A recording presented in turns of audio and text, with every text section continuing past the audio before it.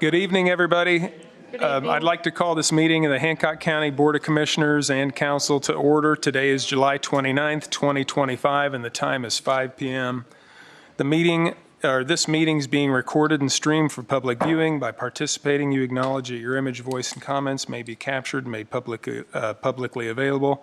This meeting's been properly noticed in accordance with Indiana Code 514.1.5. Let the record show, at least for the commissioners, a quorum is present. The commissioners are open for business. Council? Same with Bill. We have a quorum here tonight. We're short a couple of council members, but we do have enough here to vote on any action items on our agenda tonight. But council always starts with the Pledge of Allegiance, so I'll ask that we stand for that. Yeah, you need help. Hold on until Kent gets up. I pledge allegiance to the flag of the United States of America and to the republic for which it stands, one nation under God, indivisible, with liberty and justice for all.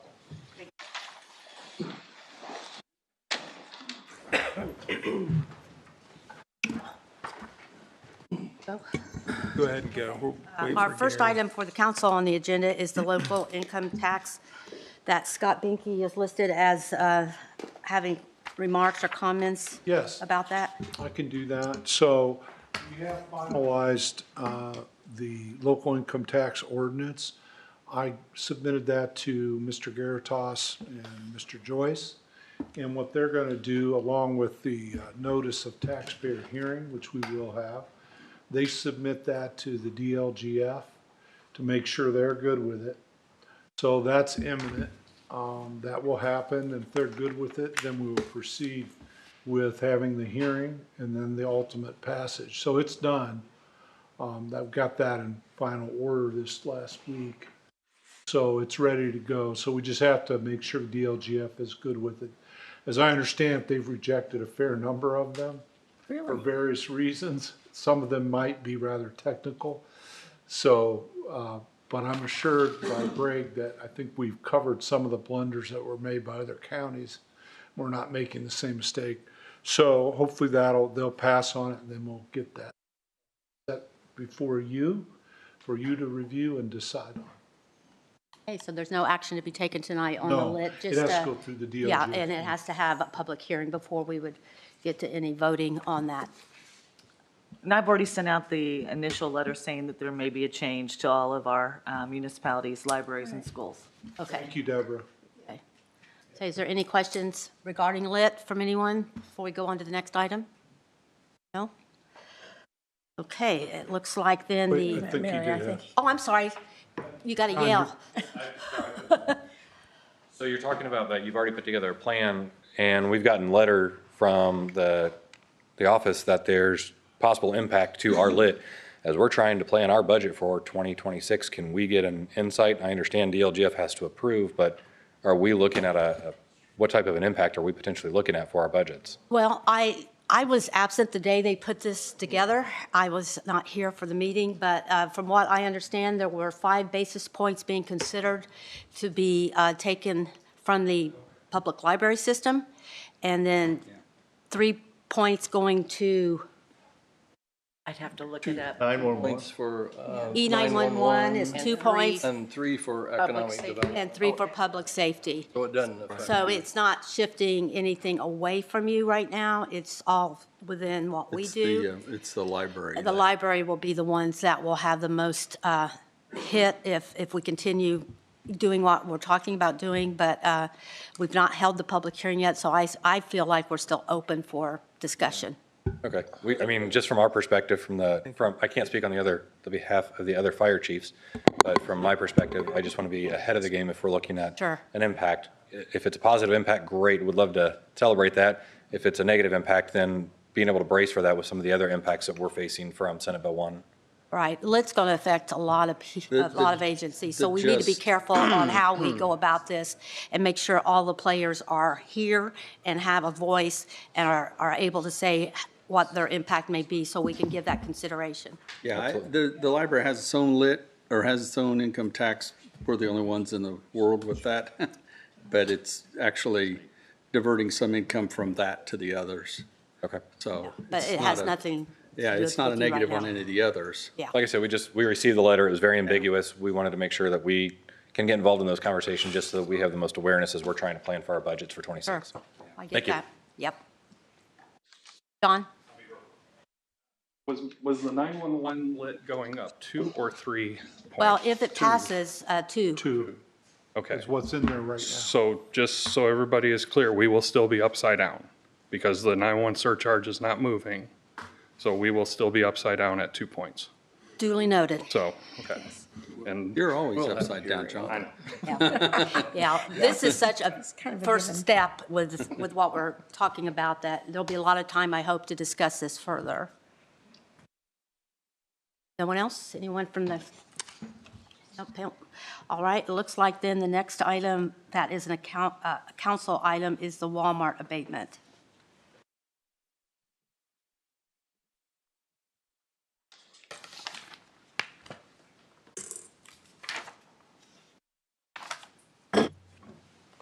Evening, Council, Commissioners. So with me is Greg Dunn from Walmart. Flew in from Bentonville today, so he's had a long day. Had a few things I wanted to talk to you about. I've kind of prepared a little narrative of their history here. Walmart's investments in Hancock County. People may have forgotten, but Walmart has been investing in Hancock County since the 1980s, when they opened their first retail store here in Greenfield in 1988. Then 16 years later, in 2004, they sold that store, and it's currently occupied by Tractor Supply and Bell's, and opened their second retail store here, the Walmart Supercenter that they currently operate on North State Street. In the mid-1990s, Walmart followed up their initial investments here with the construction and opening of a distribution center on Muskegon Drive for their Sam's Club division, and that facility is still open. In 2015, Walmart took over one of the large boxes in Mount Comfort for a Walmart return center, and that facility is also open. That's on the west side of Mount Comfort Road on 350 North. Then in 2020, as we all know, they moved forward with the construction and opening of their very large e-commerce facility on County Road 500 North. And based on some information that Greg was able to provide to me, coupled with a review of the county's GIS site, I can confirm the following numbers. Walmart currently employs 2,326 people across their 4 Hancock County facilities. Walmart paid property taxes in 2024 totaling $1,519,181.06. And in the spring installment of 2025, Walmart paid property taxes totaling $816,987.87. And then attached is a breakdown of how I got those numbers. And I've got copies for all of you.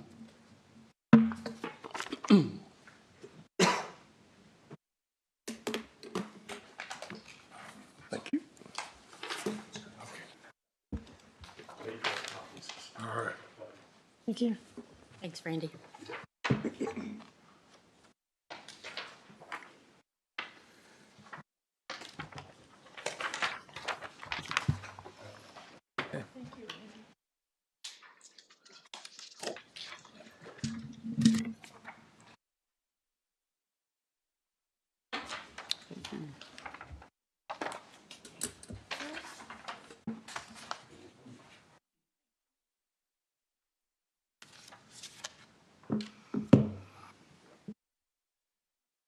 And hope you excuse me, I switched asthma medications this week, and it works, but it does that to my throat. Randy, Yes. the building we're talking about tonight on your list here is the e-commerce building, is that right? Yes, That's yeah, the one. that's, Okay. The and fulfillment center, I put these in correct? chronological order. So the very first one is the retail store on the north side of Greenfield. Secondly is the Sam's Distribution Center on Muskegon. Then the Return Center on 350 North, and the last one is the e-commerce fulfillment center. That's the legend there. Also, unrelated to this, but after taxes were paid in the spring, Nicole Byerly generated a list of the top 50 taxpayers in the county.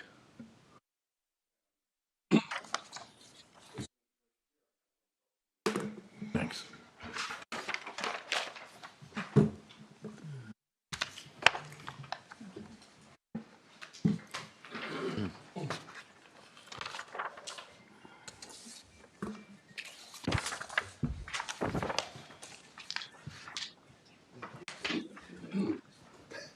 Yeah, is my name on that list? I feel like it. Water distributor.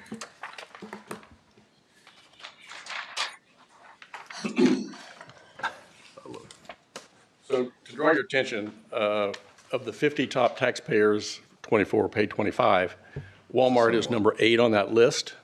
But if you follow that line across, you see gross AV. They're only the 8th highest because they've got abatements in place that drives down what they pay. But if you see, their AV is $281,143,280. That's more than 100,000. That's more than 100 million more than the folks in second place. So, because 180, they're at 281, 143, 280. 181, 131 is Exeter, and the hospital's in third at 100,874,000. So, drawing the attention to the fact that they have made long-standing investments in this community, and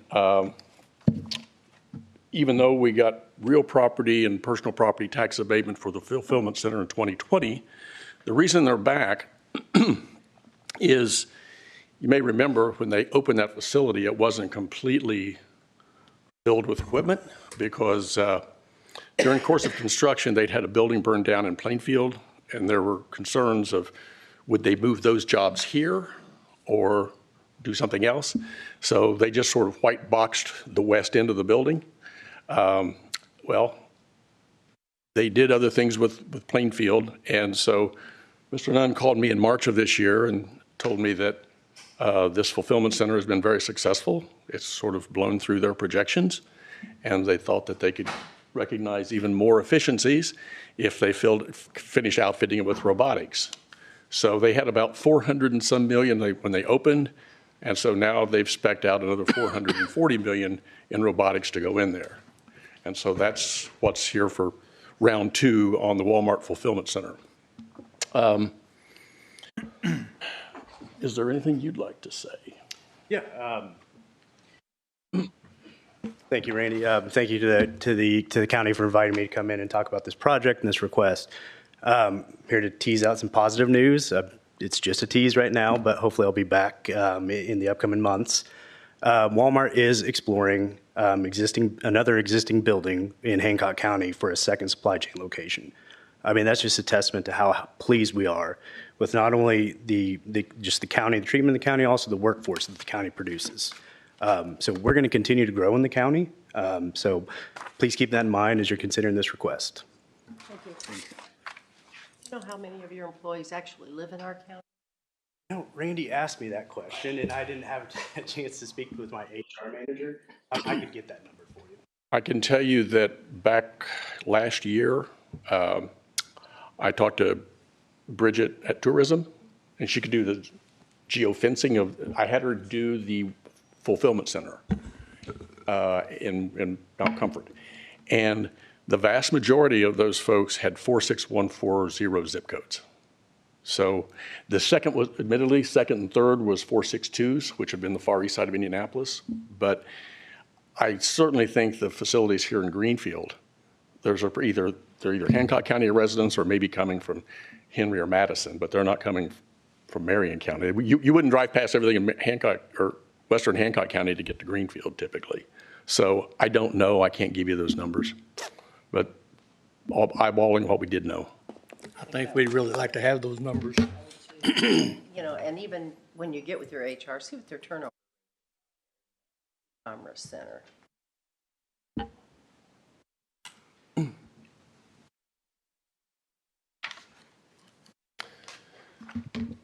So their application was filed with asking for what was done before, which was In 2020, the equipment, it was 10 years declining 10% per year. I know that we originally broached this issue in April. Of course, we were in the middle of the legislature and no one knew what was going to come out of that.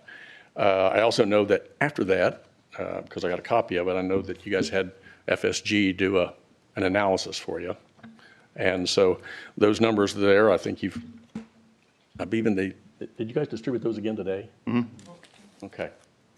So the ask is for the adoption of a declaratory resolution and setting this for hearing to move this forward. Any questions, any more comments for either Greg or me? Yeah, well, first of all, I'd like to just go over the abatement application. Okay. Since it was so long ago that we received it. We've received the application March 28th of this year, and the amount of the equipment that they're asking for the abatement is $440 million. It's for a 10-year abatement. It will provide 0 new employees. And from what I saw on the application as far as incentives, they have not offered any incentives for school, fire, road improvement. None of that was in the abatement application that they would be interested in participating in. So those are the kind of things that I think are real important when we're looking at these abatements. An application to see what we're getting in return for this monies that we are abating. I did a little research on Walmart, and right now they're ranked #1 on the Fortune 500 for 2025, but they have a revenue of $681 billion. So I guess my question, especially with that location saying that it exceeds their expectations, why they feel the need for an abatement? What are they not going to do it if we don't agree to it? What's going to change if they don't get the abatement? Well, and we have talked about that, Greg and I have. I mean, to some extent, the die has been cast as far as that facility. They're not going to pack up and leave that building if you don't grant abatement on this. But the option of that second project is still up in the air. And that's fine. I mean, to me, it's not worth discussing that because they've not committed to it. They're saying that it's being discussed, but it may as well not happen as happen. So really, all I'd like to focus on is just the abatement. Well, they've been here investing in our community for 37 years and far exceeded the AV that anyone else has produced. So that goes on their side of the ledger. Yeah, I have one question too. The type of equipment that they're putting in for the personal property, what is the normal depreciation for that after 10 years? 15%. It goes down to 15%. 15. I think that's what Greg put in his numbers. Well, I've got the form right here, and it's 15. Yeah. It starts with a personal property. If they had to pay as they went, it automatically goes down to 40% first year, and then it goes back to 56, and then it drops down over the years, but it bottoms out at 15. And they removed the floor. There used to be a 30% floor that would capture anything below that it couldn't go below 30%. But the legislature this year removed the 30% floor, so it can go down to 15% now. That's what I'm looking at on his spreadsheet. Yeah. Randy, why wasn't this considered on the original abatement application? I mean, when in the beginning? They're coming now asking for abatement for their equipment? Well, this is new equipment. This is an expansion. This is an expansion project. This isn't what's already in service. And it's personal property only. It's none of the building, because the whole building's already been abated. And the equipment that's sitting there now has been abated. This is new equipment that they're wanting to expand into an area of their building that they're not using. That's correct. So it takes more personnel off the floor? It doesn't take any off the floor. It just doesn't add new ones. In fact, you've got that spreadsheet there with, I just showed you all the jobs. Their SB1 said that they would retain 1,298 jobs. In fact, there's over 1,400 people there. They've added 150 people since they filed this application. That's their current head count as of last Friday. Any other councilmen have any questions? Yeah, I have questions. The economic revitalization area, when was that designated for this area? Because it's a 10-year designation. Would have been 2020. 2020. So if so the economic revitalization area pursuant to the Indiana Code, being an attorney myself, knowing you're an attorney, knowing he's an attorney, knowing he's an attorney. So we got a lot of attorneys in the room. My interpretation of the code means that unless we're going to change the economic revitalization area and change it to extend it, means we'd have to almost start over. That's my interpretation of that code section.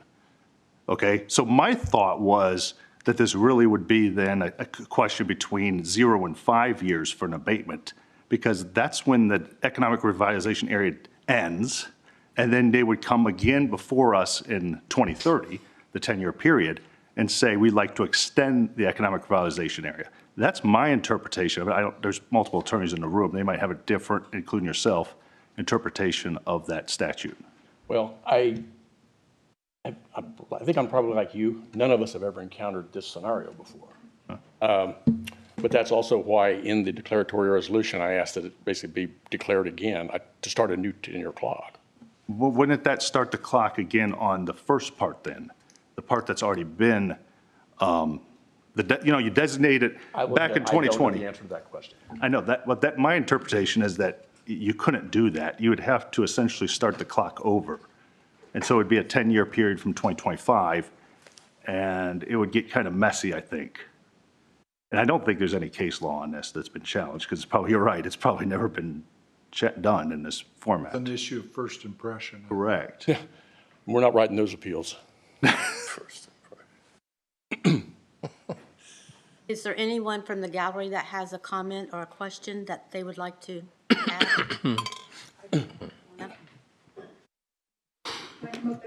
Yes. Please identify. And state your name. Hi, I'm Julie Sedam. I'm a citizen here in Hancock County. I live off of 200, not too awful far from the Walmart Center. A couple things I'd like to point out to make sure we all are on the same page. Walmart has an annual gross profit for 2024 of $157,983 billion, a 7.6% increase over 2023. The Walton family has a $432 billion net worth according to Forbes magazine. Our fire department's already taxed pretty much with what we've already built and what is currently already approved and being built. And I just want to point out that the Walmart fire in the Plainfield Fire District, which did their darndest to put that out, there have been multiple tort claims brought against them and other fire departments for failure to adequately fix the problem and put the fires out. So if you think about it, we have really old fire equipment here that hasn't been kept up to date. Try as we might, it's just not the same. And we also, our population and just the surface area of all the different buildings has increased, and we can't really keep up with that. So I'd be concerned about adding more to it. We have a lot of traffic and a lot of accidents. In fact, on our road, West 200 North, not too long ago, it's not built for semi-traffic. Semi-traffic came through because there was a problem on 70. It knocked down a pole and put our power out. There's a big sign there at the T to 525 and 200 that's down, still hasn't been replaced. I was curious about, this is an automation effort. I'm an IT person, I've retired though, but I know a lot about automation. And the Who Knew advertisement campaign is key to what they're trying to build. What they're basically doing, I think, correct me if I'm wrong, is to compete with Amazon. They're going to have automatic distribution equipment. And anybody who knows the technology knows technology goes fast. It's cheaper a lot of times to replace than to upgrade or to correct anything that's wrong. So it's actually better for a corporate company like this to go out and build a new facility than it is to upgrade what they have. The length of time that this equipment is going to be viable is probably not much. I mean, I have a Windows 11 computer and it's already somewhat, I look at it and go, oh, I'd probably get a newer one. Heck, my Apple Watch is already outdated and it's less than a year old. So I'd be concerned about that. I also am concerned about the fact that there's a personal property depreciation rate. And again, contrast that with the age of the technology and the fact that the technology will become obsolete really quickly.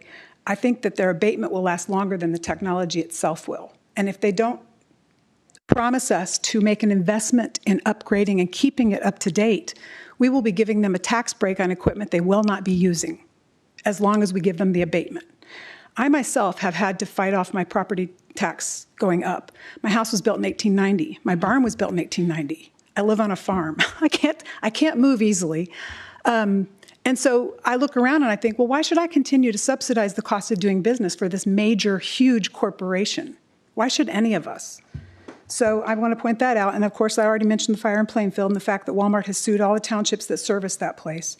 They got $150 million in real estate and $456 million in personal property for 10 years in 2020.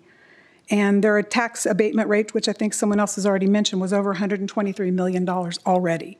So I think at some point they promised us an investment in our fire equipment. I don't think that has ever come to fruition. I'd be real concerned about that as well. And that's all I have to say. Any questions? I'm glad you brought that up, because I was thinking in the mind that there was promises made for fire well that never came to fruition. That's true. It was documented but never followed up on. You're welcome. Jack, did you want to come up? Yep.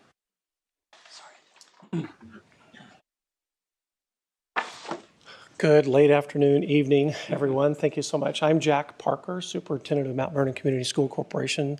I appreciate a couple of moments to spend with you this evening. I wanted to share that some of the impacts of taxing situations that have happened recently in Indiana on Mount Vernon. We're growing on average in the last 6 years. I've been in Mount Vernon for 6.5 years, start my 7th school year. We've grown 115 students on average a year. Last year we grew 162. This year we're going to go blow past 250 new students, and that seems to be the new norm. The birth rates for the next set of kindergartners are much higher than the current birth rates of this kindergarten class. So we're going to continue to grow, and the curve's going to be steeper.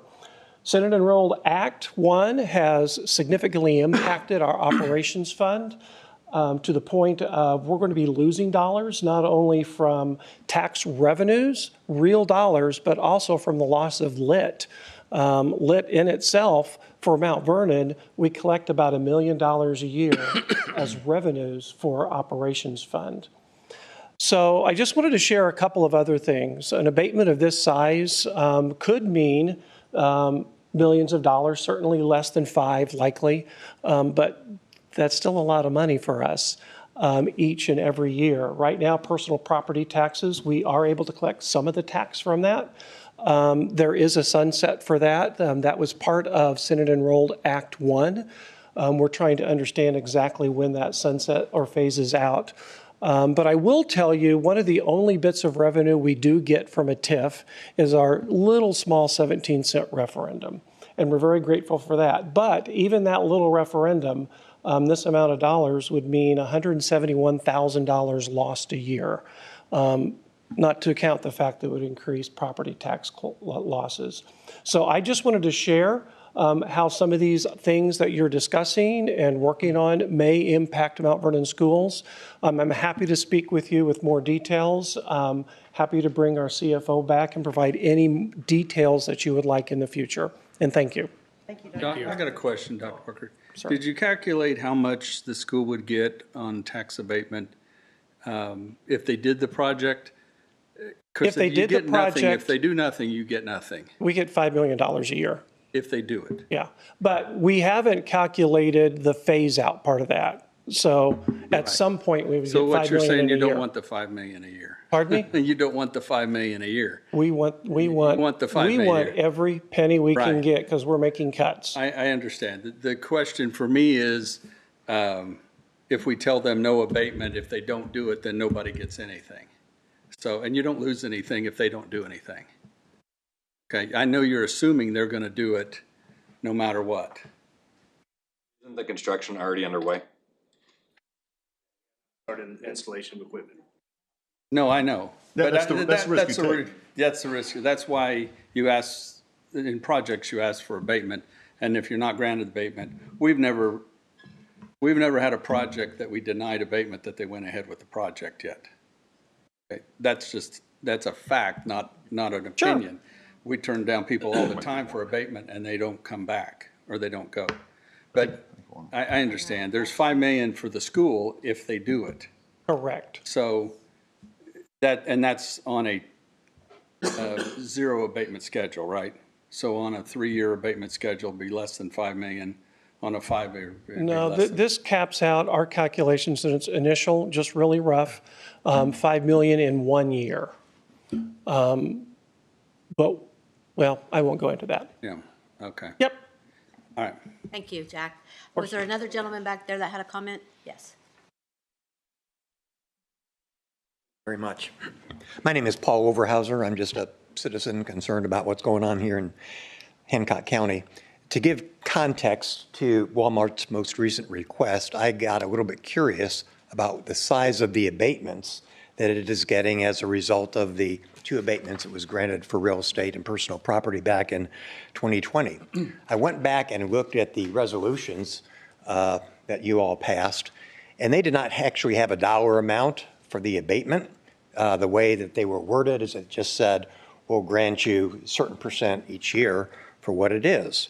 So to find out what the dollar amount actually is for 2025, I spent about an hour or so this morning at the county auditor's office and the county assessor's office. Those people are fantastic, by the way. They're very helpful. And they were able to give me the information. I didn't know whether the abatements for 2025 were $10,000 or $100,000 or maybe $1 million. What I learned from them this morning was that the tax abatement on real estate, this is just for the distribution center, not the retail store, just for the distribution center, the abatement this year was $4.7 million. The abatement for personal property for that facility for this year only was $2.6 million. That totals $7.3 million that otherwise would have been coming to Hancock County if there had not been these abatements. That's a lot of money. That's costing Hancock County taxpayers a lot of money. And as been noted, Walmart's one of the richest companies in the world. And I pay all my taxes happily. I'm sure everyone else here does. And I'm glad to do it because we need taxes to support our government operations. And I just don't think it's real good optics for this council to be giving multi-million-dollar tax breaks to some of the largest corporations in the world. Let me also add that in connection with the original development in 2020 out there, Walmart also got $6 million in tax breaks from the state government of Indiana. Well, now they want even more, and their application admits, as I think some of you have noted, that by installing this new equipment, it's not going to provide any new jobs. It's not going to provide any increase in tax revenue for real estate taxes. There's just no benefit to Hancock County to grant a tax abatement in this situation. Now, I commend the council. I think earlier this year, you did go out and get an analysis from FSG, I think, to figure out how much the taxes would be with and without the incentive. And what they show is that without the incentive, for the first 10 years, if their personal property tax abatement now is granted, they would pay $32.5 million over 10 years. But what they want with this abatement is a tax break of $19.4 million. In other words, they would only wind up paying $13 million. And that's just for the first 10 years. In the first 10 years, that abatement, again, that they're asking for would be over $19 million. The way our tax income is presently split up, about 64% of that goes to our schools. And if this abatement goes through, our Mount Vernon Community School Corporation stands to lose just a heck of a lot of money. I think there are a couple of other reasons why this abatement should be denied. The application that they submitted does not comply with the requirements of an abatement application, at least in my opinion. Under the statute, an abatement application has to provide an itemization of the equipment for which an abatement is sought. There is no itemization for logistics equipment. It just says logistics equipment, $430 million, IT equipment, $10 million. To approve an abatement, the council has to evaluate the various factors and find out whether the costs that they are asking for abatements for are reasonable. Well, you guys can't do your job unless you have that itemization. I think Walmart's going to go ahead and put in this equipment regardless of whether there's abatement. I don't know, it's just my speculation, but they obviously built the warehouse already big enough to put it in. And you asked a very good question, Mr. McDaniel. Why didn't they just ask for it previously? And I think that's a very good point. I think it's, in terms of if they want an abatement, they should have asked for it up front. And by now, the horse is out of the barn. They've already built the building, and there's no reason for us to give them another huge abatement. They don't need it. If there's one corporation in America that really doesn't need any more corporate welfare, it's Walmart. So I would encourage you to. Are you trying to say they don't pay any taxes? Not at all. No, they pay plenty of taxes. They pay plenty of taxes. Okay. Yeah. Hey, Randy, did you have anything you wanted to finish with? Sure. Oh, did you want to say something? I did. Was there somebody else? I guess. Leah. That's okay. That's okay.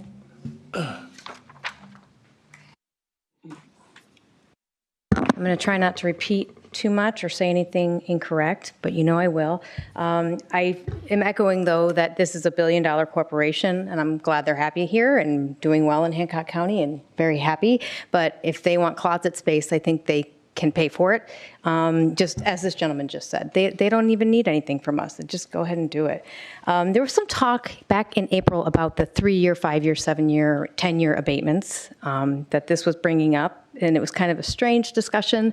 And Councilwoman Settergren mentioned that this could set a precedent for future abatements. Other companies seeing, hey, they got this personal property abatements because you guys don't usually give those. So now we might have other corporations, asking for this. And I mean, I don't know that the depreciation, all of that, I'm not going to talk about that. But I guess once more, I'm saying if we're setting a precedent and allowing this, then we need to set up our conditions. We need to be ahead of this so that when people do come to us and say, can we do this? There's already rules in place rather than just flying by the seat of our pants. Oh, yeah. I saw that Walmart paid their personal property tax bill for $21 last year. I'm frustrated that no one can say how many employees are from Hancock County because this question has been asked since, I think, February that I've noticed in meetings. It's just that kind of communication annoys me.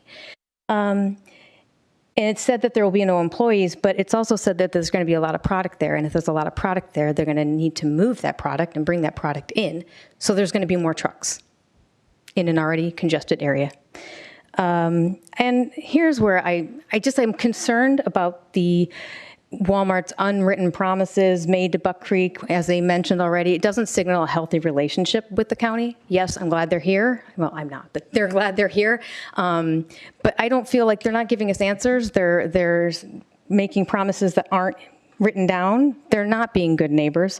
And it worries me about the communication while these deals are being set up. There was a promise, but it was unwritten. And so now Buck Creek is one of the most, beleaguered, whatever the word is, in the county. And they can't get a fire engine from this multi-billion-dollar company that we've opened our doors to. And then now we're like, oh yeah, you want a closet? We'll give it to you. I don't like that. It worries me that this is being pushed through the way it is, that it wasn't on the agenda, and yet there was a request for a declaratory resolution. That I worry about the process of these things. I keep saying that, and I think that there's good reason for it. And it was said in a public meeting that this is tied to a larger, as yet unnamed project. And that gives me pause, because that means if this goes through today, it's attached to something that Hancock County citizens don't know about. And that's not the transparency that we're trying to get and to achieve. And I have really been working hard to say that you are listening to us. And I've been talking to a lot of people and really defending this thought. And so I have a request, and I hope it's not too much to ask or weird, but when you vote today, if you vote today, I just wondered if you could take a sentence or two and explain what prompted you to make that vote, because we have citizens who are interested, who are here, but it's hard to understand what's going into these decisions. And if there's a better understanding and a better sense of communication between our county officials and our citizens, I think it's going to make a healthier county for all of us. Thank you. Thanks, Leah. Randy, any brief? All right. Can I say one thing? I take exception to somebody saying that Walmart isn't a good neighbor. I'm a member of several organizations. One just recently got a donation from Walmart, Kiwanis, for the kids going back to school. Every year they do that kind of stuff. So I take exception to that.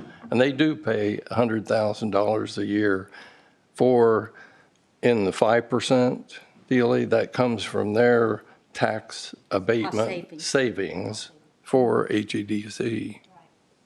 Well, I don't, the only misinformation I think I just heard was that this was tied to a bigger project, because that hasn't been, you might have assumed that yourself, but that's not the truth, so. Well, he alluded to that, there was another. There wasn't, but he didn't say that this project is determined on that project, and I don't have any paperwork. We've never been requested that this project and that project are tied one to the other. So. Sure, I'm just repeating what was said in the meeting. It's on the video. Yet. I can point to the minute that it was said. Talked over. No. Excuse me, I'm sorry. Go ahead. I'm just, whether there's paperwork or not, I can't speak to. I'm only referring to what I received as a member of the public, and it was said in the meeting, and I can find the meeting minutes from the April 2nd, or excuse me, the June meeting, where it was said this could be tied to a larger project. It was said in a public meeting. It's it maybe not in the minutes, but it's on the video. Said it could be tied. Well, of course, it could be anything. There's a conditional, It wasn't conditional to this project. It gives me pause. It was said by a council member. I think I'm allowed to be cautious about Let's kind of wrap that. this up a little bit, and I'd Thank still you. like to let you come up and say what you need to say. I don't think that saying that they're a bad neighbor is appropriate. They have worked with, I know on our township on a backpack drive that we've done, I know that they've worked with us with small donations. From the distribution facility, we received a $5,000 donation. So from that side, I don't want to cast that they are bad neighbors, but I do want to point out a couple things. One is that, there's always hearsay, and I'm not going to try and repeat hearsay because I think it's a waste of time, and I think that you guys have heard enough of that. I will tell you that we spent 5 hours at the facility on Saturday for a run at a location where there was active construction going on. So the equipment may not be installed. I'd be curious if it's on site, but I can tell you that we were there 5 hours working with their staff evacuating their building because of a CO buildup, because of a crane that is in the facility that is currently running. The other thing that I would ask you to consider is with SEA 1, there's a lot of change in the property tax law and the lit and how you and we are going to be funded. We're already hamstringed with the TIF and are working with the RDC, and I've been grateful of working with the RDC.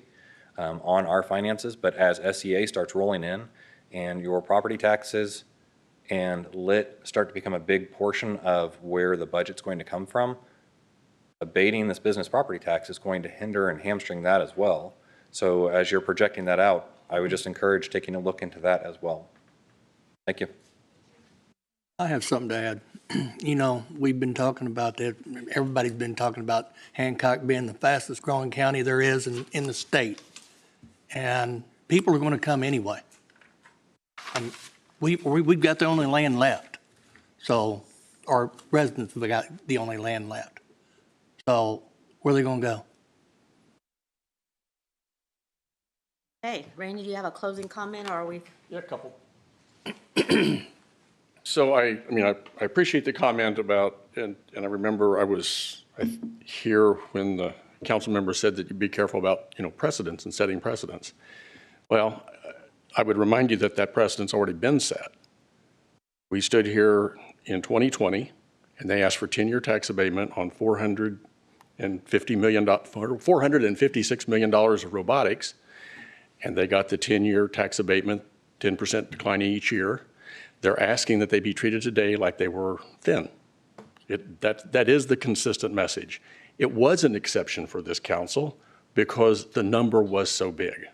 I don't think anyone had ever gotten 10-year tax abatement on personal property, but no one had ever come with over $400 million worth of it before.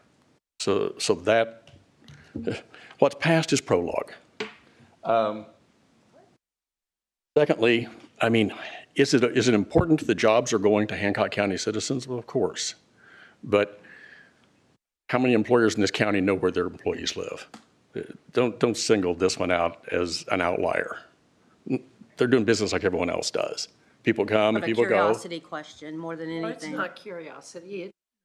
I would like to know how many people. And we've asked this question before of other businesses that have applied for abatements.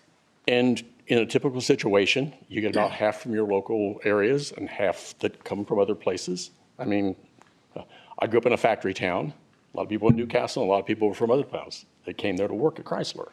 So, I mean, that's just kind of how it is. If it's a good job, people travel to it. The other thing that Mr. Overhauser brought up, which was, it was accurate, but I'm not sure that it was necessarily the fairest assumption. The building that they built in Mount Comfort, I can't say today, that was the first of its type. And when it was opened, that was the largest single building that Walmart owned anywhere. They didn't spec out all the equipment because they didn't know how much they could get in it. They had to get in there and, that's why 5 years later they go, we had that space, we can fill it up, and now they know what to buy. On the SB1, I mean, I know it's one little line, but is it equipment? Is it this? Is it that? You don't go shopping until you find out what your budget's going to be. They don't, I doubt that they know exactly what they're going to do. Certainly when you're talking about $400 million, you want to buy once and buy it right. You're not going to get a shopping list with an application. The law doesn't require that. Right. And that's true. They don't. I'll stand with that. Thank you. Thank you. Anyone else here that has a comment before we take a vote? Yeah, I want to say, it's been brought up, the original abatement that we give Walmart when they come, which was X amount of years ago, whatever. And I want to personally say I'm proud of that arrangement because we didn't have Walmart. They didn't have to come here. They had other sites. It wasn't a scenario. It was given to us. We do collect a lot of tax revenue from them. And as the years progress, that becomes a whole lot. And that money won't be replaceable. It's large enough now, but it won't be replaceable for us in other ways. So it will be and is a great benefit to the county. And the only reason we're having this discussion now is because we did that then, okay? If they weren't here, we wouldn't be worried. And it's not a cost to the county that they get some abatement. The money that they pay is the income to the county. I know people look at it, well, it's a cost. And I think people don't understand, too, how the tax revenue comes in. The tax revenue that Walmart pays isn't the same tax revenue as the individuals live their pay. And we can't do the same things with both funds. And so when it says that I have to pay more, somebody says I have to pay more because Walmart's paying less, that's not actually accurate either. But it is a little bit baffling to me for someone to come for a 10-year abatement that does have a large corporation, that does have an established thing, that can benefit a lot from that. you know, I understand, because I've done the numbers on a lot of the big companies that come in, and a few $1 million here and a few $1 million there is just a few days' profit or a few hours' profit for some of those companies. My only fear on the whole thing is if you discourage people from expanding or from staying, then when their tax abatement is up in 10 years, then they figure out how to leave the community. That's happened in Greenfield already. So if you're not a good participant with that company, then they can figure out how to weed themselves out of your county, which, that's why I said, that money would be very hard for us to replace later on in the future. It's happened to this community twice where they've turned down requests from the large companies, and both companies have exited. The largest taxpayer in Hancock County exited because of a decision that went against them. So that's my concern. I do think the 10-year is too much. And that's what I was alluding to Dr. Parker. If they don't do it, you get zero. So therein lies the scenario. If you do some, you get some.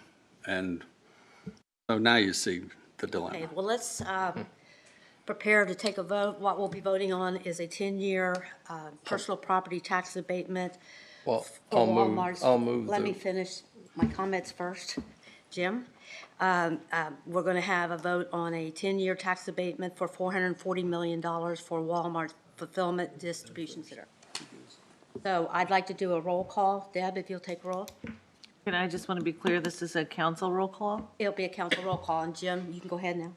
Okay, did we get a second? We have to have a motion and a second. Yeah, he hasn't. I just wanted to finish reading into the minutes what we were voting on. Right, Jim and was then- going to make a motion. I understand.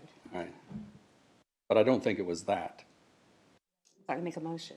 The exact same motion you Well, that's said. the only motion we can vote on because that's you the can- application that we have in front of us. No. You can vote on you can vote on 3 years, 5 years. You can do a declaratory resolution yeah. on anything. You can make it The whatever. request was not for 3 or 5 or 7. The request was for 10. And that's what the application that was filled out said. So that's what we should be voting on. And if they want to reapply for a 3-year or a 5-year or a 7-year, then they can do so. But I don't see us negotiating. I'm not going to spend all this time Oh, with yeah. council. Well, we can change it right now if we want to. We don't change it. They change it. The request is 10 years, not ours. Yeah, so we need a motion on the abatement application that's in front of us right now. Correct, Scott? Yes, unless they withdraw it. Yes, unless they withdraw it. We have to vote on what we have in front of us, Right, which is a 10-year abatement for $440 million for Walmart. right. So do we have a motion? I'll make the motion that we do a declaratory on the application as presented. That's a declaratory on 10 years, $440 million. For a second?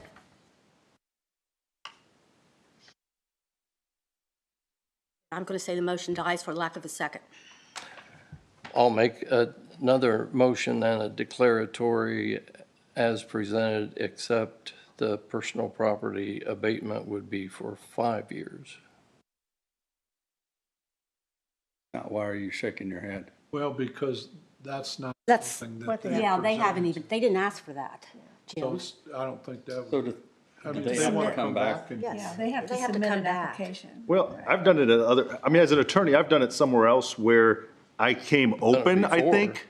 I don't know if you've done it elsewhere, Randy, where you came open and said, We've done it I'll before. consider anything, any year total. But he hasn't done that yet. Okay, so he'd have to do that. He'd have to come open then, I guess, where That the would years is. change what's before the council. Okay.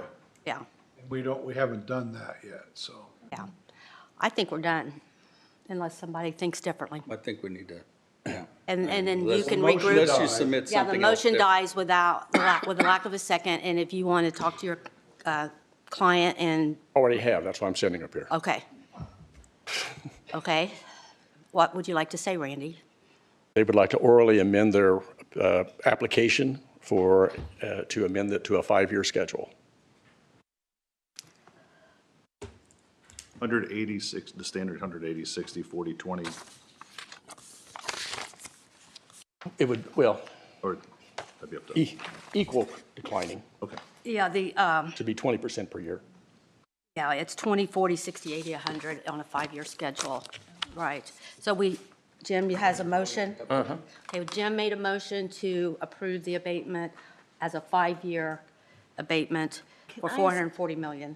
Point of clarification, is this for the application that you're talking about or the declaratory resolution? It was for the declaratories, what Jim's motion was. Okay, do we need to go ahead and get a resolution number for that?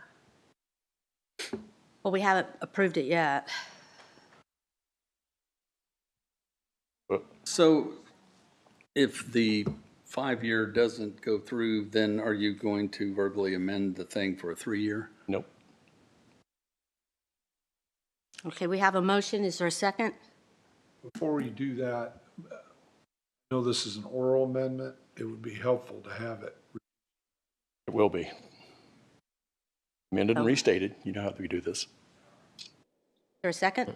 I'll second it. Okay, we have a first and a second for a 5-year abatement on $440 million for Walmart Fulfillment Center. Deb, I'd like you to take a roll call. Councilmember Shelby? Yes. Councilmember Louder? No. Councilmember No? No. Councilmember Fisk? Yes. It's not a split. Councilmember Wooldridge? Well, do you have to have 4? You have to have a majority. Or majority. Three of you.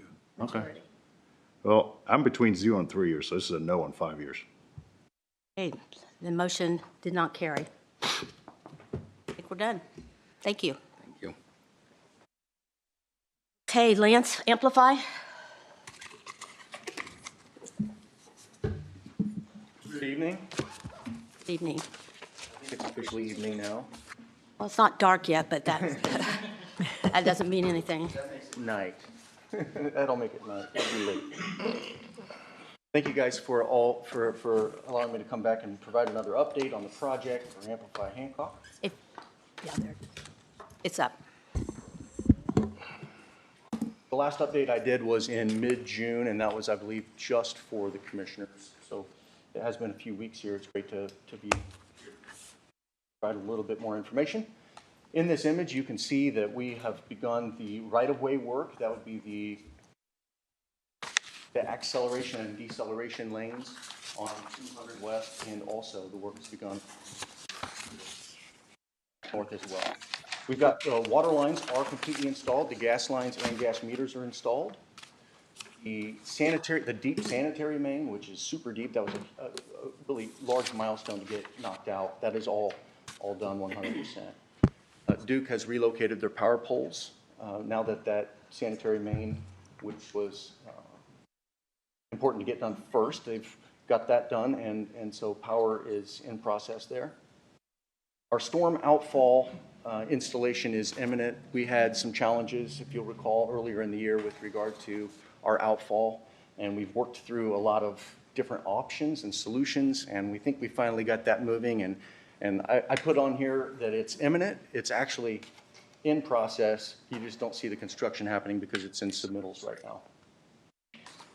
Our temporary site drainage is functioning well. It's been in place since earlier in the year as an outcome of that storm outfall challenge that we came across. And that is continuing. That is draining our site and dealing with all the rainfall that we've had quite a bit of this year. I already spoke of the right-of-way work. That wraps up kind of my update on the site work. Building. Structural steel erection is complete. They are still working on decking. Actually, the roof decking is complete, but the second-story decking is continues, and the detailing continues as well. Roofing, certain sections of the roofing are complete, and other sections have yet to begin, depending on how far, based on the steel installation. The interior concrete slab is almost all complete. I think the only section that is left right now is the automotive lab, which will be for the HC3 in the west end of the building. All our exterior steel stud framing began a number of weeks ago Interior framing has also begun, and they've made great headway, particularly in the east side of the building. Our MEPs, for those of you who don't know, that's mechanical, electrical, and plumbing.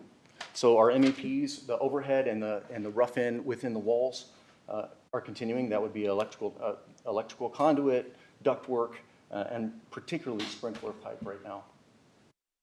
Exterior sheathing and weather barrier is continuing. That would be basically you're going to see the building going from studs to flat surfaces. And the weather barrier is that which keeps the rain from the interior water vapor. When it comes to budget, we continue to be on budget. We're billed to 50%, and construction is also has been built to roughly 50%. And we continue to shoot for classes beginning in August of 2026 and occupancy by the tenants and the end users in June of next year. The rest of my update just has imagery. So I was just going to show you how far we've come. Some of you were on site a few weeks ago for beam signing, and so you were able to see how far we've come, but image of some of the roofing that's underway. This is an image from my last update, and I just thought it would be fun to include because the next one will show what it's like today. A little bit different, so making great progress. Again, this is in just outside the Commons area. We're looking west toward the HC3. Lance, when do you expect to have the whole building sealed up, closed? Enclosed. So the question was asked during my last update, when will it be watertight? And my answer, I took a stab, September. I wasn't too far off. It will be September. However, the caveat is some of the curtain wall or the glass, you know, where it goes from, it's glass from floor to roof out front, won't be installed until October. So I'm going to say November when it's completely watertight. But until then, it'll be temporary watertight until we get that curtain wall in place. Okay. I have a question, and it's, maybe you aren't the one to answer it, but I've heard that we're changing the name. Is that true? No, I don't think that's accurate. No, No, that's not accurate. There was some conversation about what signage should look like, but outside of that, there's no name change. We bounced around. We had a problem with the difference between a career or an innovation. It was always Hancock Amplify, or Amplify Hancock. We were kind of hung up on that third word there for a while, but what we agreed to was... Innovation. Actually, I couldn't even remember. Yeah. It wasn't taking away the Amplify. It was the subsidiary names past it. Yeah.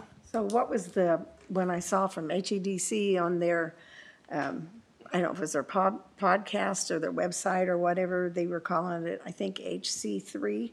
Oh, that is the educational, I'll let Lance explain it. HC3 is the high current school high school curriculum that has the trades in it now. That's their project, and that will be moved into the building. Yeah, Dr. Parker and Lance can... Real quickly, we brand that as Hancock County Career Center at Amplify Hancock, because we're a separate entity, the 9th, 12, the 4 schools. So we always put Amplify Hancock, just that's kind of how it works for us. The beauty of this is that we already have a small portion started in the county. Greenfield does HVAC. Mount Vernon does welding and a bunch of other stuff. All the schools do something, and they funnel that through the Hancock Careers scenario. And that'll all be, at the opening, the day of the opening of the thing, that'll all be taken into the Amplify project. There's a lot of things that I felt like I've been in the dark for, just because I don't go to the Amplify meetings, which is fine. I do enough things now. But so, sometimes I feel like I'm in the dark a little bit. So I had heard that, and I thought, well, I might as well ask. That's already 400 plus children. Go ahead, Lance. That's a good question. Yeah. Thanks. This is an image from inside, kind of the north side, but I just took this to show the size of some of the ductwork that's going in addition to, you see sprinkler pipe there on the back wall, stubbed through, and studs and wall partitions. Another image of sprinkler pipe and ductwork. Again, this is in the corridor, kind of toward the north end in the Ivy Tech space. the way that the construction began kind of started in that northeast side, and it has worked its way to the west. Therefore, they are further along on the east side. Lance, I want to commend you, everybody, and you can tell everybody that the amount of moisture we've had over the past 6 or 8 months has been above average, but we're still on budget, we're still on time, and everything is moving along. I don't want to jinx the project, but everything is moving along wonderfully, so. Yeah, thank you for saying that. I will pass that along. We had 22, I believe, days built into the schedule for weather, and we surpassed that. We're at 30-plus days right now, so there may be the need for some additional hours, maybe even a little bit of overtime, just to make sure that we maintain schedule, but we are not behind schedule. Right. Okay. I will pass that along, and I thank you for that. This image just shows a corner that's a mock-up for the architect to approve with masonry and the waterproofing behind it. Masonry is getting ready to start here shortly, so. And this is the automotive lab for HC3. For Dr. Parker might be interested in this. This is the trench drains that will be in the concrete slab once it's poured, where any latent water or snow melt or anything that drips off the vehicles will. This is my last slide, just one final overall shot. Any other questions? Thank you. Great Very job. much. Thank you. Appreciate the update. Thank you. Lance. I just drove by there yesterday. I think it was. Bill, is this next yours? Please say yes. Capital outlay, I think it's part of what we asked about. So if Sugar Creek Township would like to come up. I think it's a letter. Good evening. I'm going to talk about much smaller numbers. So on 11/14 of 24, Trustee Combs and I presented to the Redevelopment Commission and asked for a portion of the ladder we purchased for fire service. Our initial ask was $240,000, and that I can provide the stats in a minute if you want of how we came up with that number. From there, we were sent to the commissioners on June 17th, 2025. And they can correct me if I'm wrong on this. I went back and watched the minutes today so I could get it right. But essentially, the EDA was set aside for public safety projects per the commissioners. Is that correct? And the commissioners believe that they could commit to $150,000 of that, and they made a motion to present that to the council for reappropriation of EDA funds of $150,000. So that is why we are here tonight. And then I can provide those statistics of how we come up with that number if the council would like that. And the offering of that was to pay down the debt on your fire truck. It was not Yes. to go to any other fund so you could hold Yeah. monies for something else. It's just to strictly pay down the debt. It'll just take me a couple seconds. I'll go ahead and provide those numbers. This truck did over 643 runs in 2024. 214 of those were mutual or automatic aid. That represented 30% of the runs it made. Only 3% of those runs were out of county. So the $240,000 initial ask was 30% of the debt that we leveraged on that truck, which was $800,000. We had saved $800,000 to pay up front for that truck. It was $1.6 million total. This truck is primarily used for fire suppression and elevated fire streams, but it is also a huge portion of our Hancock County Technical Rescue Team. This truck, for instance, it was actually out of service, but we just recently went to assist Chief Welch at Buck Creek for a person caught in a grain bin. We made a successful rescue. Just last week, we did 4 Hancock County Technical Rescue runs, all with success in different manners. So it is a county asset, and that is why some of that information is given, because that's our ask. Any questions for the council? You guys have had a lot of runs in Greenfield too lately, it looked like, because Greenfield was telling. You know what, in Hancock County. Thanking you guys and thanking Buck Creek. They were, and that's the great thing about our fire service in Hancock County. We all work together on a continual basis. That's not going to change. We support each other. We're a team, whether what boundaries we're crossing. So not only is this truck a county asset, they're all county assets. It's the real reality of it. And I think what we heard earlier tonight, too, from constituents that were concerned about public safety is local government here is concerned about public safety and trying to provide what we can for equipment. Why would we be doing And this is one of the ways that we can do that. Absolutely. Creek is Commissioner tier Shelby, one. did you, or Councilman Shelby, did you have a question? Sugar Creek is tier 1 backup. Mount Comfort. Well, so is Greenfield. Yeah, but not. I'm trying to get caught up here a little bit. Your ask is for how much? It was for $150,000 out of the EDA That's out of monies. EDA. Yes, the original was 240. How much money is in EDA? We have $166,782.07. We have not received Louth or I-70. This is, I don't know, I can see us supporting the small volunteer fire departments, but or the big ones. Are you getting radios free from us? That's not my ask tonight. No, but that's the the question. I've got. Well, our radios come through Hancock County 911 Center. That's us then. Right, that's us. That was But- just clarification on equipment. Well, but Right. in fairness, Jim, the EDA money can't be spent on the small.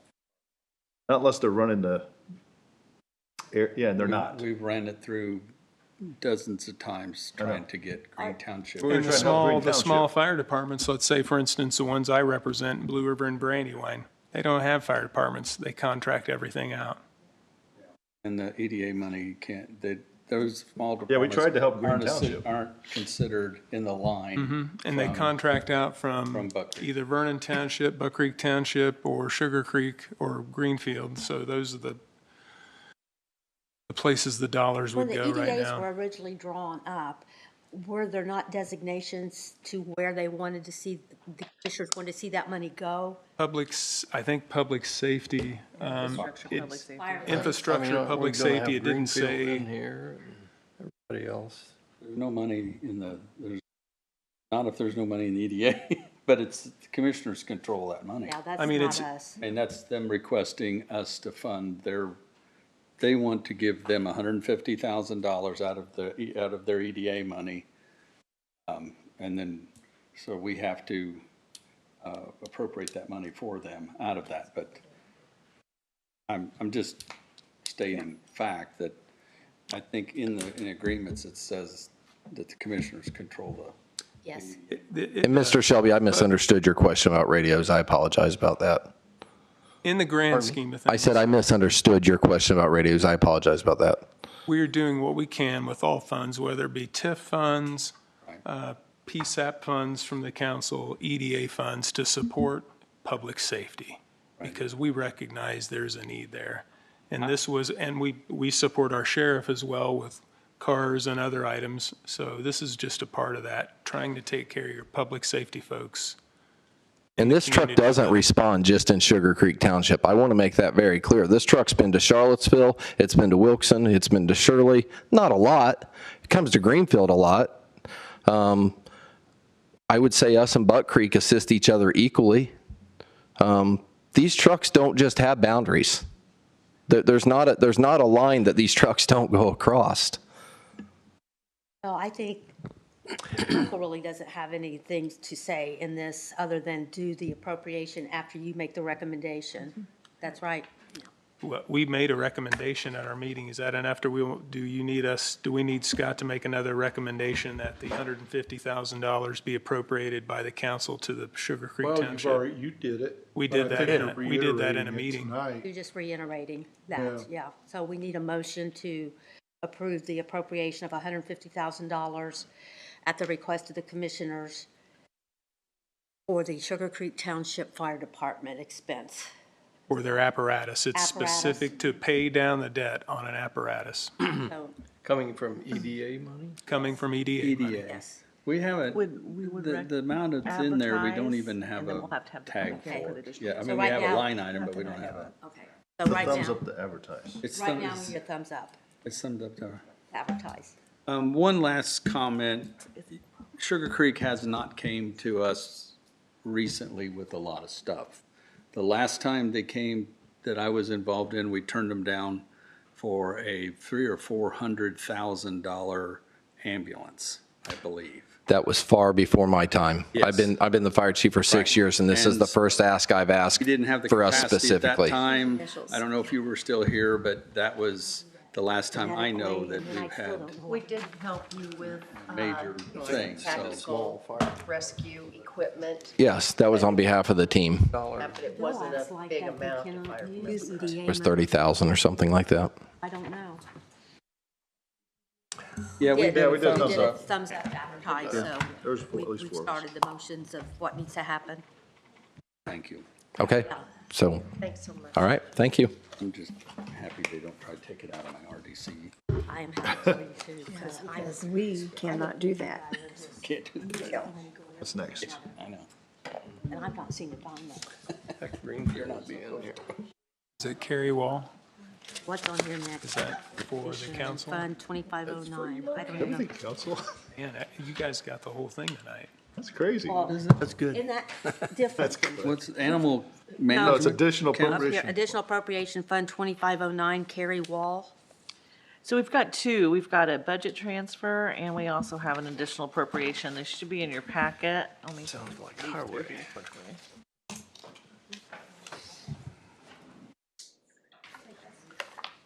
Yes.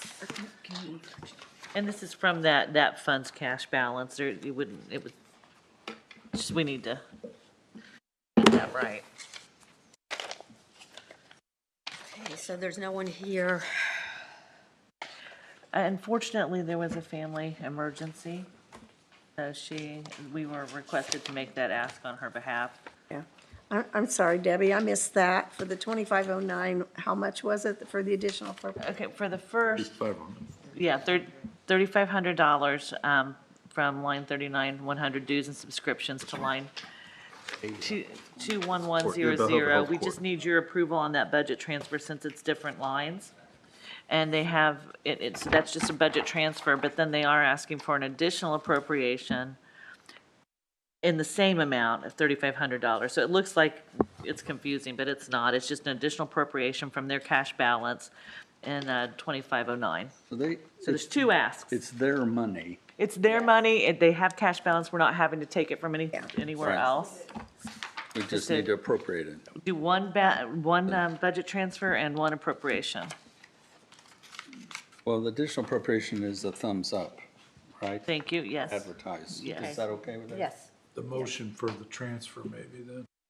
Yeah, no, I'll move we transfer the funds. You'll have to repeat for my motion to, for whatever was needed, $3,500. $3,500 from line 39100 to line 21100. Seconded. Okay, we have a first and a second. All in favor? Aye. Opposed? Motion carries.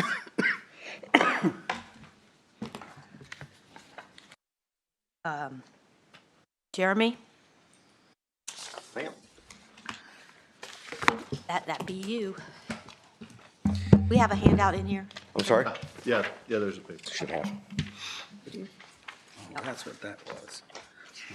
Janice Collins. To everybody's surprise, I'm here to ask for money. I'm not. This is kind of a revolving problem, don't we have? I think we've gotten in a good cycle where we're not doing too crazy of things, so. Just for the council's notification, on June 27th, the county should have received $117,049 in reimbursement that would have been from the second quarter, first quarter. Anyway, that just came in. And per our previous discussions, past few meetings, when we've come to ask for money, we are out of money for our attorney services and are asking for an appropriation out of that reimbursement amount of $100,000 to cover that up. And then we're also asking for another appropriation for our Title IV funds, which is a different line item, in the amount of $4,000 And that's what we can use solely for, like the chins and juvenile casework. And I have some numbers and stuff along what our expenses have been this year, if you're interested in hearing of those or answering any questions that you might have. Jeremy. Yes, sir. You're saying that the money should come from the reimbursement, but that money comes to the general fund, I think, does it not? I believe it goes to the general fund. So Yes. you're asking for $110,000 from? I'm asking for 100,000 of the 110 that was just reimbursed to the county. There's 110 reimbursed. We're asking to have 100 of that appropriated. To us, that money is just miscellaneous income. I understand, but based on the previous conversation we had, I think Mr. Fisk is the one who brought it up, and that instead of coming back every so often and asking for these larger amounts to come back, since I know it's the county's money and it comes back, it's not earmarked for us. Right. We understand that. Right. But So just it's not like it's a fee-based thing. It's, we've got to do food and beverage or something. You keep saying 100,000, but Janice Conley, her email says 110. And I did say I missed, I just don't know how to read my numbers. Okay. That's why I'm an attorney. I don't do. Well, no, I can read numbers. That's why I do criminal law then. Oh, there you go. I just need to know 10, 20, 30 years. So what you're saying, Jim, is that we can't just take it out of general fund? No. Well, you could, but I mean, it's not like it's sitting there Waiting on it. for them. Waiting on it for them. So where do you want to take You it? got to take it from food and beverage, probably. Do we have enough appropriate from food and beverage? Let me check. No, we have to do additional. What do we have? But we can't do an additional or. Not enough notice? Yeah. I thought we did a big amount, but I don't remember. We did, but I don't know. Would you like 500,000? How much is in there, Deborah? Yeah, Mary's checking. You want cash or appropriated? Appropriated. Appropriated. Not much, because we're just now getting ready to do another appropriation for the seniors. Is it senior services? Hold on just a moment.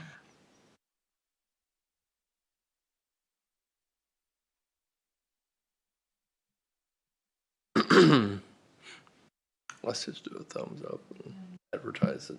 92,000 is currently Food and We do appropriated. not have enough in food and beverage. Currently have appropriated. Deb asked it like, do we have like more money in food and beverage? So we can do a thumbs up to approve the appropriation, but first we need to do a thumbs up to do an additional appropriation in food and beverage as a whole. Does anybody have a number in mind they want to? Appropriation for food and beverage? 200,000 maybe? We're getting towards the end of the year, there might be a need. Right, yeah. So is that enough, you think, Deb? How long does it take to 30 days? Advertise it for August 13th. Yeah, Yeah. August 10 13th? days. Okay. yeah, this isn't general fund, it's a little different. Want a thumbs up for both of those? We just need a thumbs up to advertise, and then you'll actually do the approval when we come back for the hearing. Okay. Is it clear? And that was for 200,000? Yes. That would be advertised and then, if approved, dispersed in August. August 13th, yeah. Okay. Thank you for your time. Appreciate it. What about this? We will be there's a second requesting, one here. yeah, the Title 4E money. That's the money that, as we get it every quarter, we don't know how or why they determine the amount we get, but that's the Title 4E money that we can use only for chins and juvenile matters. So I think right now we've just received another $1,900 and change in June. So we are asking to have $4,000 appropriated out of that currently for us to use towards those cases. So, but you currently only have $2,494 in there, is that what you're saying? No, I believe that's what was there previously. And now with I'm just looking at Janice's numbers. The fund currently, as of her email back in June 18th, the fund currently had $2,494. but there should have received on June 27th, should have had another $1,968 and change went in there. Yeah, so we should have a few $100s left over there if we appropriate 4,000 out of it. That would be. Okay, all right. Thank you again for the time. Have a good night. We need to act on that. You just need to let us know that we can advertise the appropriation. Yes, so we need to do it. Do a thumbs up on this. And then when the hearing comes, that's when you grant it. True, I'm just saying though, we did not act on this second part yet. That's what we're doing. Okay. Two separate You're appropriations. good, Jeremy. Thank you. Thanks. Action item. Oh, look at all that fun stuff for the commissioners. Woo-hoo. All right. They put us 11 and 12, though. Can I get a motion to approve claims and payroll? I make a motion that we approve claims and payroll. Second? It's been moved and seconded. We approve claims and payroll as presented. All those in favor say aye. Aye. Aye. Motion passes. Let's approve our minutes, meeting minutes. I make a motion Go to ahead. approve the minutes for 7/11/2025 from the executive meeting, 7/15/2025 from the regular meeting, 7/16/2025 for the special meeting. Second. It's been moved and seconded that we approve the commissioner meeting minutes for 7/11/2025, our executive session meeting, 7/15/2025, our regular commissioner meeting, and 7/16/2025, our specially called commissioner meeting as presented. Any discussion? All those in favor say aye. Aye. Aye. Motion passes. We got a travel request, Let's NASA. get back to the auditor here in a minute. Okay. Yeah, let's get through this other stuff first. And that's Tim Rutherford. Him right here. It says here all costs are covered by grant, no costs charged to the county for either conference. True. So make a motion to approve the travel request for Tim Rutherford from NASA. Second. It's been moved and seconded that we approve the permission to travel out of state for Tim Rutherford from NASA as presented. Any discussion? All those in favor say aye. Aye. Aye. Motion passes. We'll go on to auditor bid. Yeah, sure. Okay. It's gonna be just a second, because we got a lot of it. Okay, then we'll do something else. Okay, thanks. We have change order request for Amplify, change order number 2. It's for temporary dewatering, and it will be coming out of our contingency fund for $87,797.81. I'll make a motion to that effect. Second. It's been moved and seconded that we approve the change order number 2 from Veritas Group regarding the owner contingency use of $87,797.81 for drain issues on the Amplify site. Any discussion? All those in favor say aye. Aye. Aye. Motion passes. Did he have the surgery?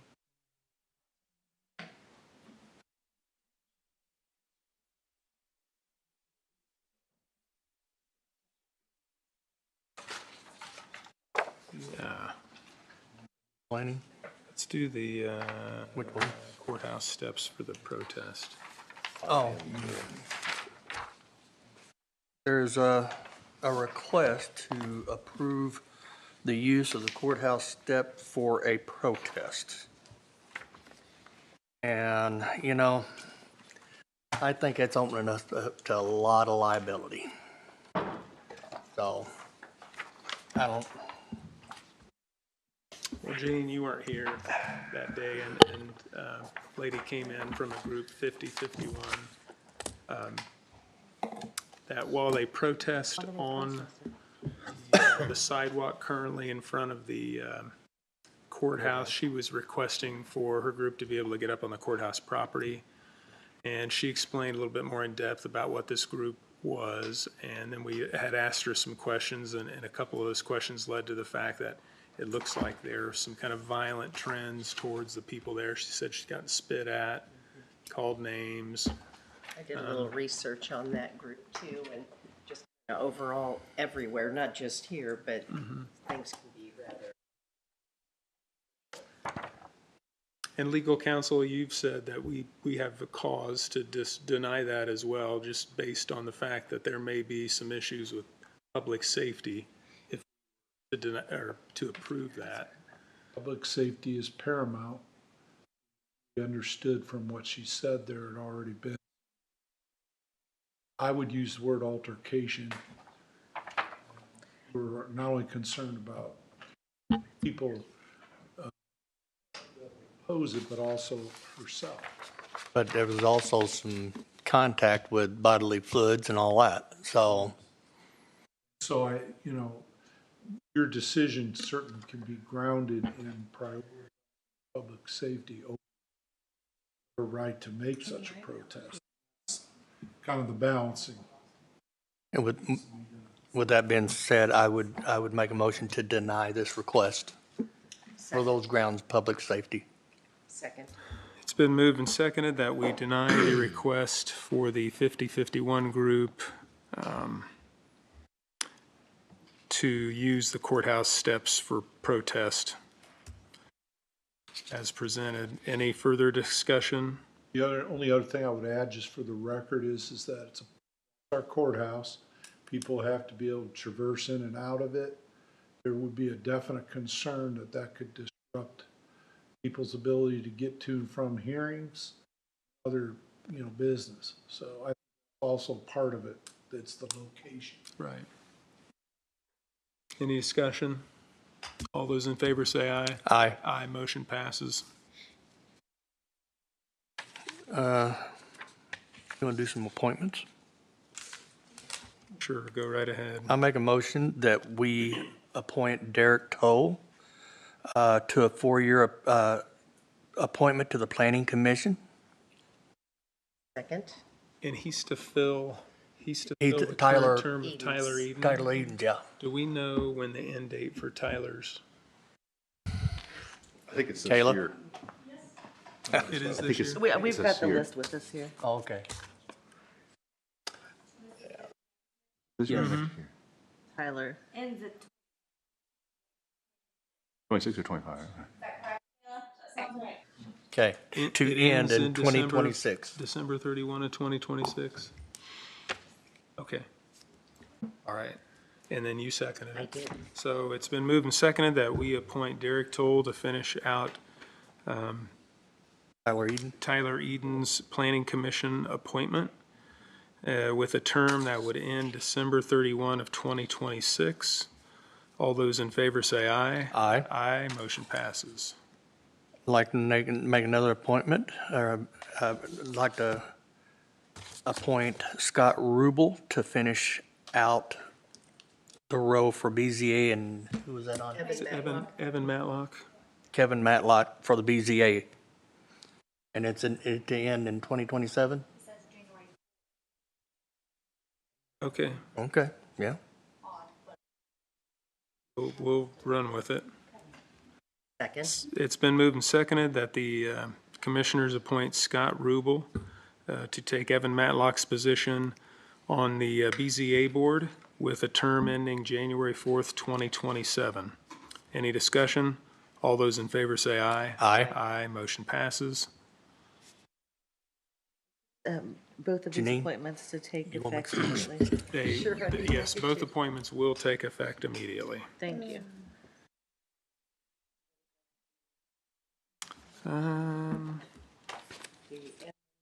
Management Contract. Yeah, that has been already Mary, did you guys already do the animal management contract? We all signed it except Jim had a question. Okay.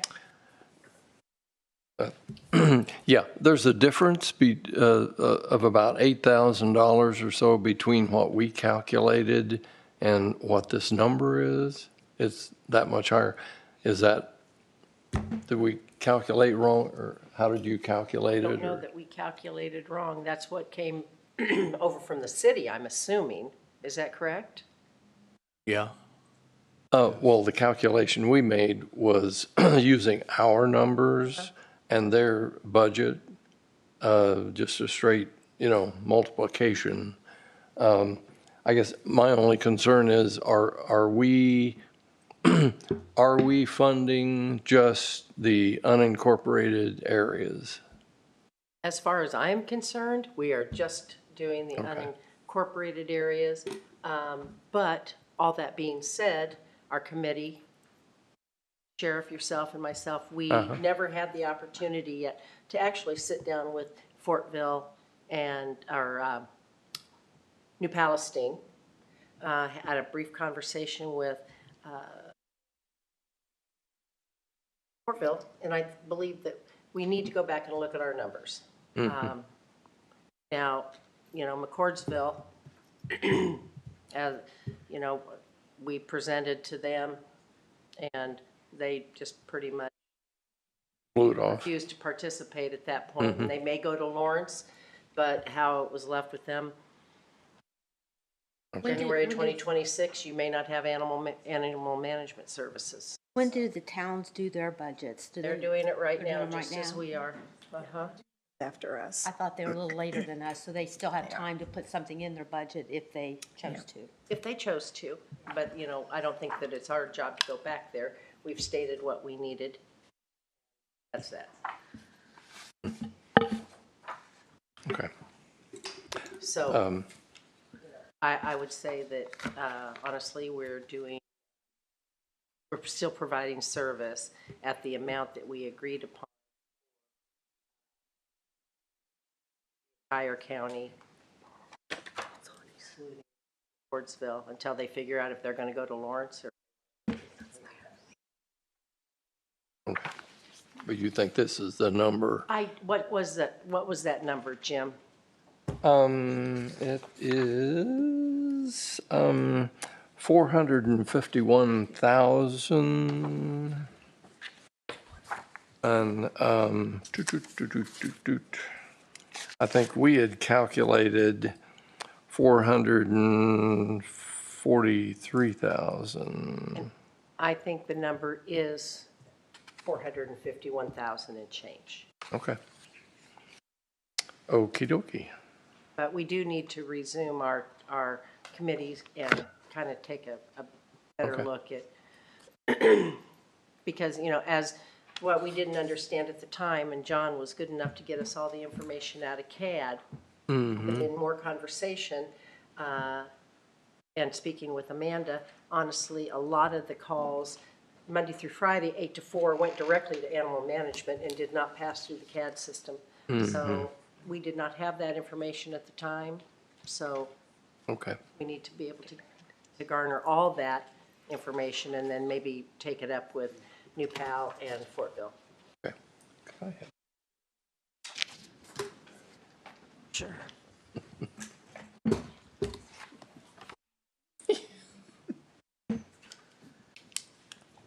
Additional financial advisor appropriation.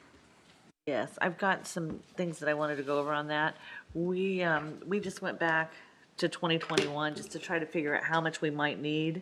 And with some of the extra lit work, the SB1 and the 2025 budget, we didn't really know, but it looks like that we need an additional estimate of about $50,000.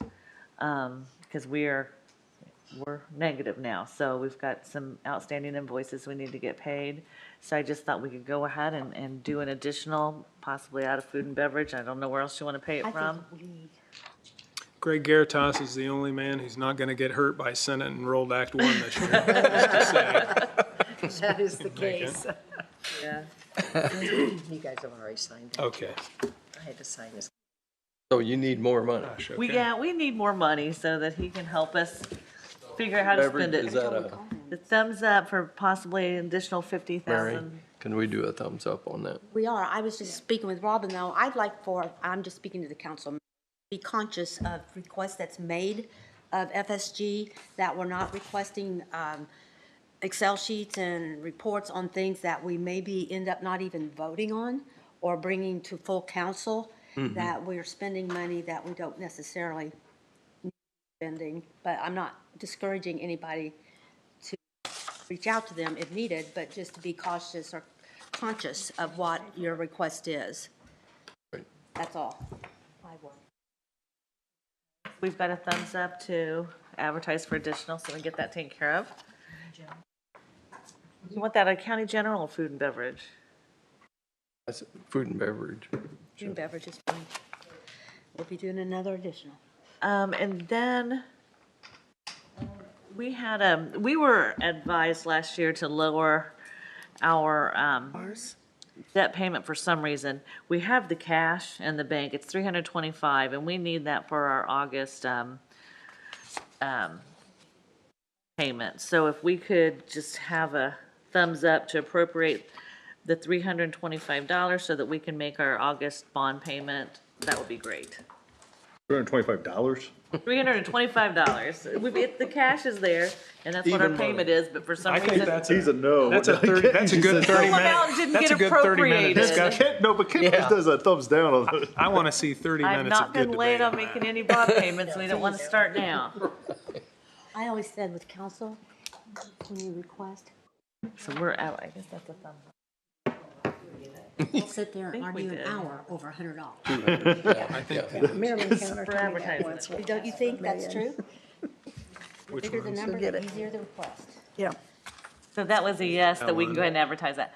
Okay, and then, now Scott had sent us a couple one of was things that? that I just want to make sure we don't miss. We've got okay. a lit ordinance, is that something that you guys are discussing today or no? We did earlier. We did. But you didn't adopt it or anything, right? No, it has to go through the DLGF first. Okay, so we're gonna hang on to this. Then we gotta have a hearing too. Okay, Scott, can you help me remember what else you sent? There was the resolution of need for the GO bond, but that's ready if everybody's ready to look at that. And according to what Has Exhibit A in it. the email said, the commissioners would be on track to look at that at their. Yeah, we can do it next 5 week, that's August. fine. I just wanna get these things out to you guys so that, because some of them we've been waiting on. There's the food and beverage ordinance amendment 2. And that's very important because we keep using food and beverage. Yes. Yeah, I Now, think not we should for get us right now because because it's not it's going to go at least away, the but fourth in about is almost ready. 2030, Back and forth. it will go And away he's He's asked us if we have any. Just us? for Yeah. us. got some stuff Sounds like back somebody else's from, problem. Garmong today. It's in the it's our council's problem. packet. So Said another It's week. 2030. I would move that we approve the amended ordinance to the ordinance 2025 and then give us a number. It's an ordinance imposing the Hancock County food and beverage and amending ordinance 2005-6-B. And all it does is change section 5. 5 now reads, the county food and beverage tax terminates on January 1st of the year immediately following the year in which the last payment required of the Capital Improvement Board for project obligations is made for any project obligations that existed on July 1st, 2006. And it changes that paragraph to read, the county food and beverage tax will terminate upon formal vote by the Hancock County Council and Hancock County Board of Commissioners as decided in public meetings. Yes. And that will fix the problem? That will fix it. And this also has a signature for both boards. Is that intended? Okay.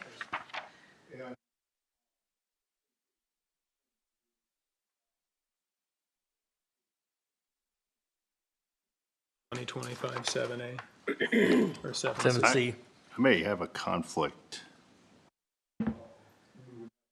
Yeah, I may have a conflict with, if deals with the Colts. Deals with the Colts, I may have a conflict, yeah. Are you a player for them, or? No, I'm not. Do you think I'm playing for them? You have season tickets? I do. I don't know that, I don't think that's a conflict. I think a financial, yeah, it's a financial. It's not season. Huh? Should, I am a season two, yeah.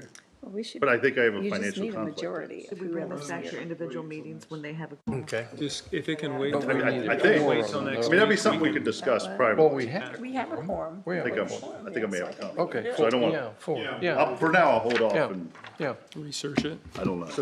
We're going to have to wait on the council. I think so. Because Scott feels he has a conflict, so wait and do it next No, meeting they don't when have a we're- quorum. we have enough people here to Auditor's get business it. is taken care of. I've got the, The audit, Vote now. we were supposed to have Do you have? The a Colts, if it planning, goes with the Colts. yeah, it's here too. a planning thing come from It's out of because the if auditor's you make business. money off of something, dealing with that, Planning, So you It could, was talking about this the, one here? It was the Last minute, approval I'm like, of, I'd probably have to we abstain. could still vote. We have a caucus.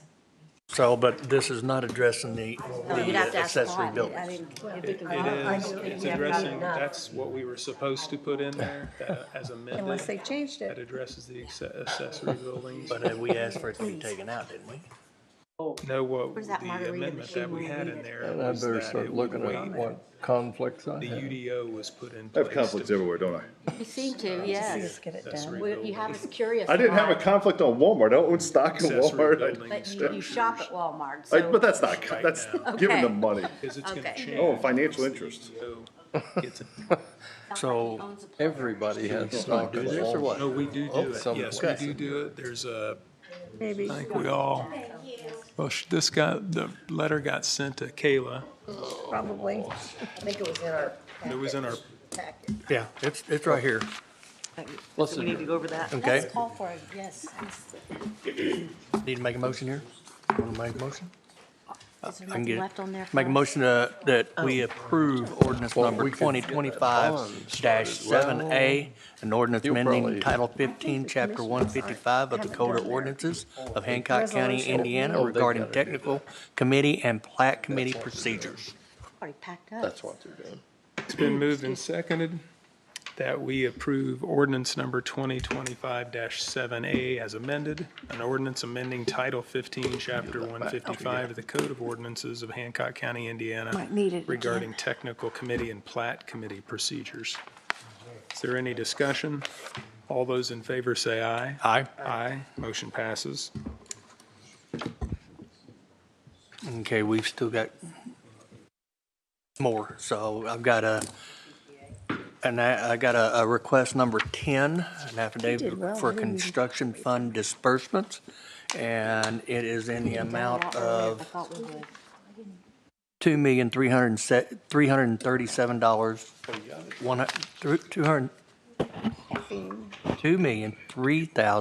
$2,337, yeah, I'm not getting it right here. Okay, $2,337,141.44 for payment of invoices for Veritas. Second. It's been moved and seconded that we approve Here you go. the affidavit for construction fund disbursement request number 10 in the amount of $2,337,141.44 as presented. Any discussion? All those in favor say aye. Aye. Motion passes. And our HR.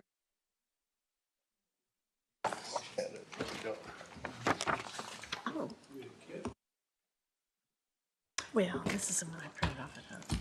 Does it mark out? Yeah, it's marked out. And we also have the approval to consider this prosecutors and community corrections second addendum. It's just for the second installment right of here. work that's right. Okay. And then I sent an email to the office to set up a meet, and Sarah, to set up a Teams with Blaine. I'm sure we've got those funds covered, but just to do that, we're good to, Go ahead, motion. yes, go ahead. You want to do it, Janine?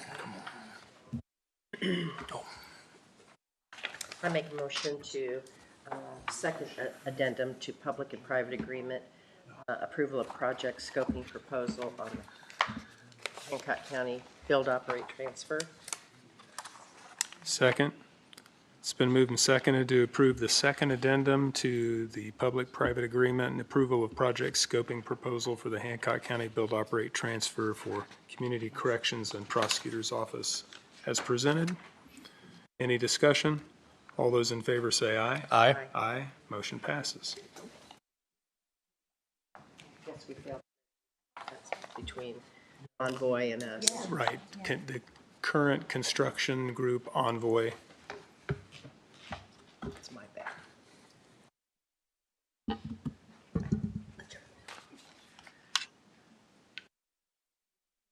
We did that.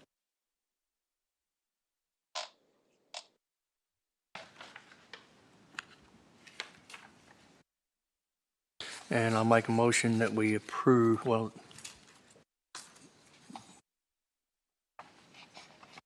And what is that? the food and beverage. We've We already already did that. we've got a hold on that right now. Oh, okay. All right. There we go. There's that. And then juvenile court magistrate. We did that. Didn't We are going to hold that signing until our we? Fifth August 5th meeting. Okay, For okay. approval for that. And what else does that leave? There's a written statement for the amendment that needs to go along with it, so I'm going to send that to Sarah. That's for Yeah.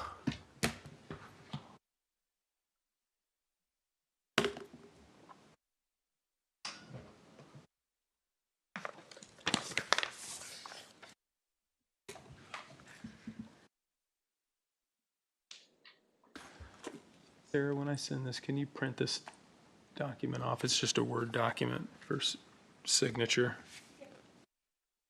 You want me to read this? Is it the amendment? Actually, You can if you wish. I do. What's that? It's part of the amendment. When you amend something like that, the Indiana Code asks that you have to submit a written reason for that amendment along with it. So that's what this is. Does this go through the ordinance? It does. And Kayla, you can listen to this also. This is a thank you letter from Darla Smock that she just recently left the county, retired, didn't she? Yeah, retired. And it just says, Commissioners, thank you. I sincerely appreciate the planner you gave me. I appreciate you remembering me. I appreciate the friendship bond that I have developed with each of you. Thank you for all you do for the county. Sincerely, Darla Smock. Nice, very nice. Okay, that's it. Almost. Auditor's business. Look at her smiling down there. Thank you. You're welcome.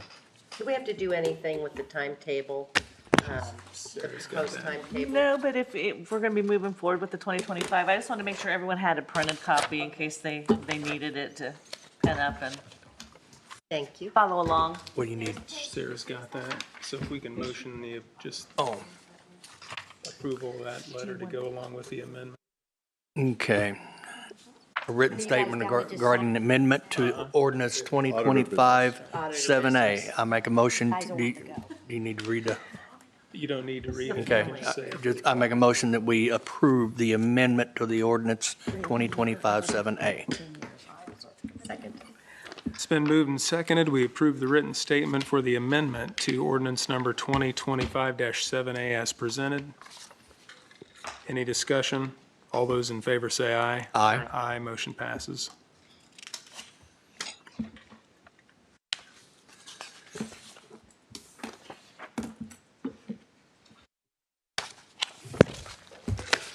There it is. My motion, Janine, second. Second.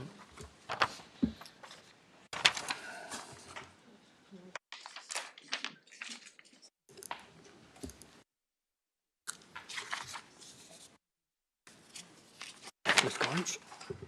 Is there any other public comment? Seeing none, I'll entertain a motion to adjourn.